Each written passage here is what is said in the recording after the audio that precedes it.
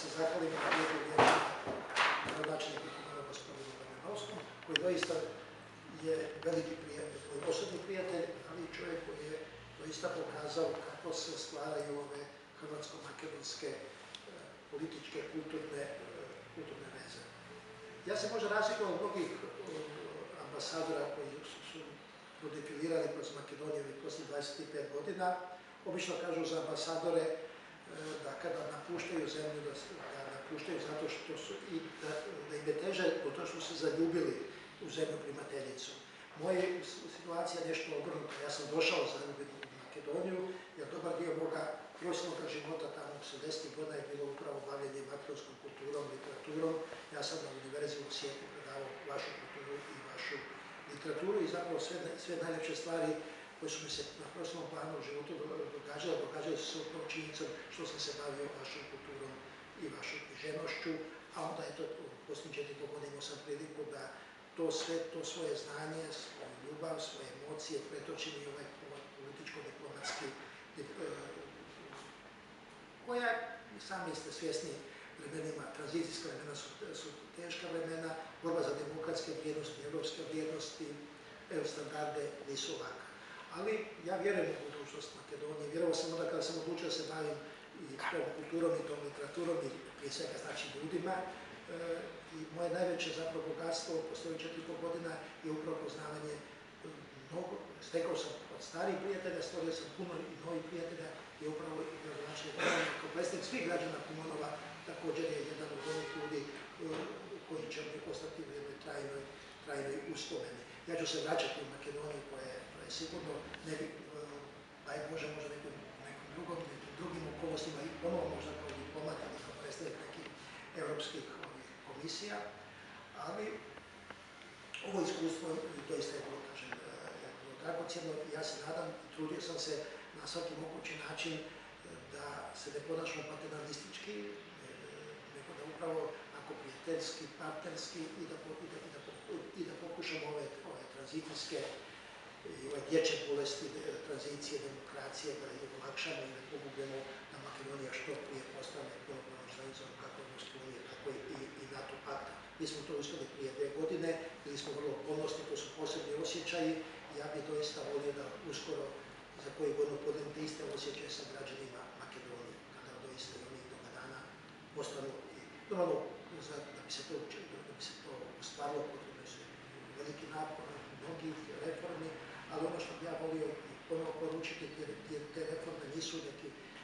hir evropskih birokrata, nego reforme moramo raditi prije svega zbog interesa građana ove zemlje, Makedonije, jer građani to zaslužuju. Kažu da je pitanje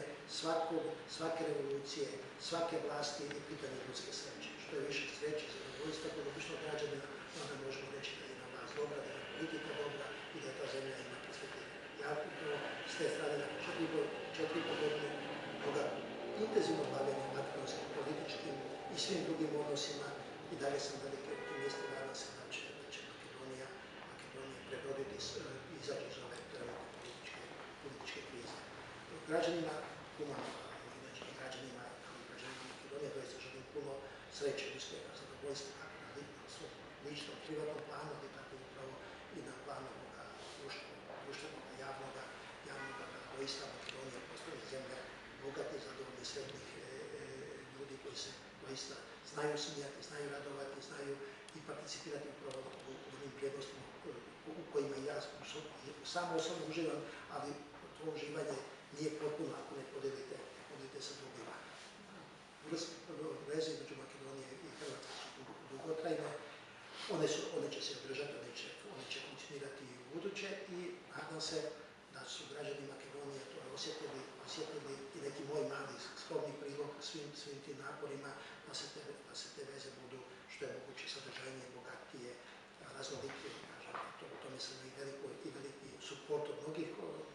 građana Makedonije, mnogih mojih prijatelja, od akademske, političke i bilo koje druge zajednice. Na to mi se također želim zahvaliti. Isto također drago mi da je u Kumanovu djeluje hrvatska zajednica. Oni poznavajući te ljude, poznavajući naš mentalitet, naš karakter, oni su svakako oni građani koji također doprinose i daju ovoj multietničnosti, multikulturalnosti, multijezičnosti daju svoj mali doprinos, ali uvijek i prije svega s onom multom premisom da u svemu tome sudjeluju kao građani, punomoćni građani Makedonije, da im je to uspjeh i sreća ove sve lokalne zajednice, jer zapravo i njihova osobna sreća i sreća zajednice i u tom smislu je potporu hrvatske vlade, preko hrvatskog veleposlanstva, odnosno još jedan svima hvala i nadam se da ćemo se pričati nekim drugim mjestima, a kažem kolegi Milovskovi znam da zahvaljujem što je doista mi olakšao i omogućio da ovaj moj posao ovdje protekne u doista relaksiranom obliku, a isto također i to bio imam način da se kažu dobro se naći dobrim i to se bude sada osjetiti. Nije Kumanovo slučajno izabrano za prvi grad od kojeg pođe Ivan Lekan način na oprošteno ne samo zbog blizine, nego upravo znati, uvijek postoji neka kemija između neka vibracije, između ljudi koji dijele iste vrijednosti, isto mišljenje, a